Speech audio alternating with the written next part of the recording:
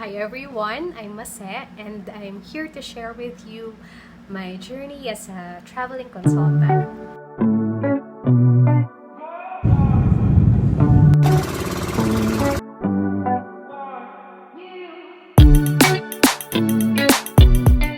My mother is actually from San Juan, Batangas, and my father grew up in Viga, Catanduanes. So I was born in Manila and I was raised in Cavite. I trained at the UPPGH from 2013 to 2015. I completed my Vitreoretina Fellowship at the University of British Columbia in Vancouver, Canada last April 2019. So before COVID happened, I would spend 2 weeks here in Tagbilaran City, Bohol, and then 3 days in Masbate City. I would also take in some days at Catanduanes Eye Center or the Asia Pacific Eye Center. So for context, I'm the first doctor in the family. So I didn't have any practice to inherit. I didn't have enough capital to start my own practice. I'm not comfortable borrowing money from my parents. After graduation from residency, I was already set to take fellowship in Canada. So I thought that it wouldn't be wise to invest and start my own practice yet if I'd be gone for a year or more. As LBS said, I just kept my eye open for all the opportunities that came my way. The first opportunity came from Asia Pacific Eye Center in San Pedro, Laguna. So it's a 45-minute drive away from our home in Cavite. So I said yes. And then I met the consultant of Catanduanes Eye Center in one of our conventions. And as I mentioned, my father grew up in Catanduanes, and I've spent my childhood summers there. So it wasn't a hard decision when he asked for someone to cover his clinic for him for 1 week every month. When I heard that the consultant from Tagbilaran, Bohol was also looking for someone to cover his clinic for a week, every month, of course, this is Bohol. So I said yes. And lastly, after fellowship, there was an opportunity to become the retina specialist of the group in Masbate City. And I've been to Masbate twice during residency for medical mission. So I was kind of familiar with the place as well. So I said yes. So the first reaction people have when they hear about my schedule is kung di ba daw ako napapagod sa ginagawa ko kasi parang when you think about it, ang lalayo, di ba? But for me, I find it more tiring to spend hours in traffic in Manila. With this setup, the most tedious part would be going to the airport. But I live like 20 minutes away from the airport. And the most that I spend in the departure area would be like 30 to 45 minutes. Then I sleep on the plane. Okay, and then when you get to the island, everything is just like 15-minute drive, if you're provided with a car or a tricycle ride or walk actually, to the bank, to the mall, to the restaurants, to cafes. I think it was actually more relaxing. So first is the schedule. I know the usual setup na we're aware of is, especially when you live within the area, is the MWF, you drive to this clinic and in the morning and then in the afternoon dito naman sa clinic na to and then iba ulit pag TTHS, but for someone visiting the province, you fly in, you fly out, you have to be efficient. We're talking about like 1 week in this area or a few days in this area and then makakabalik ka next month na ulit.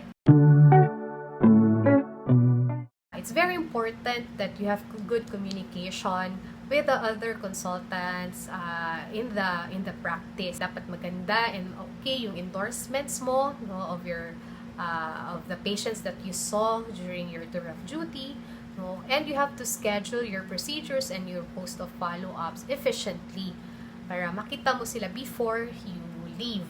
I really like the flexibility of this setup. So since graduation, I've set my schedule at 2 weeks on. You work hard for 2 weeks, and then 2 weeks off to do other things that I love outside of ophthalmology. Then again, as I said, this is just me, because I don't have a family of my own yet, and I'd rather do everything now that I have the energy and the resources than wait for retirement. So another thing that I love about my work, is I get to explore the beauty of these provinces. I'm not really a city girl. I love exploring nature more. Here, I'm a few minutes drive away from the resorts and white beaches, diving and snorkeling sites, and chocolate hills of Bohol. And in the provinces, self-care services are relatively cheaper with no lines. Okay, from massages to foot spa to eyebrow threading, facial and laser treatments. So in Catanduanes naman, on weekends, I go hiking or island hopping, or videoke with the nurses. So Masbate also has fine white beaches and relatively cheap seafood that you can take back home in Manila. The downside of living in the province is if you're used to the luxuries of an urban setting, you have to do without them for the duration of your stay. So no anytime fitness, so I run in the public oval for like 15 pesos instead, or do yoga at home. No Starbucks, but a lot of local cafes with better and cheaper coffee. Poor internet connection, so I bring books, and download BTS videos or TV series in Netflix. Okay. And then there's that occasional blackouts, but I'm always prepared with my power bank and portable USB fan. If the airport is small, like in Masbate and in Catanduanes, even if there's no typhoon, flights sometimes get canceled just because it's cloudy.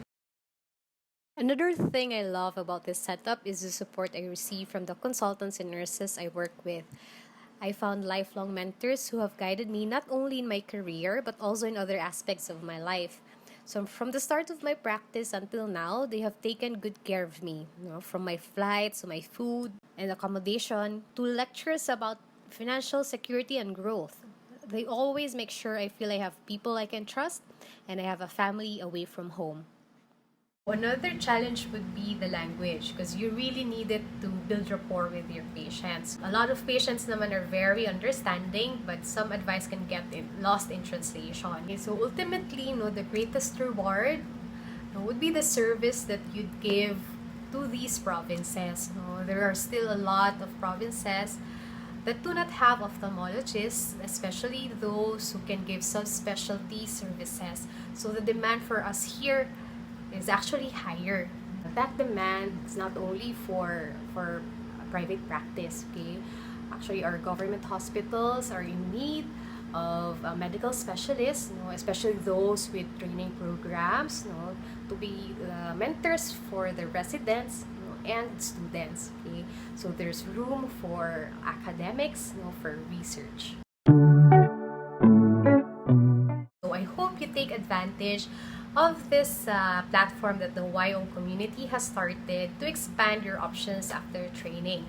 I know a lot has changed because of COVID, and the setup I shared with you today might not be feasible at the moment, but as soon as travel becomes safer for everyone, I really hope you consider serving in the provinces even if you're not from there.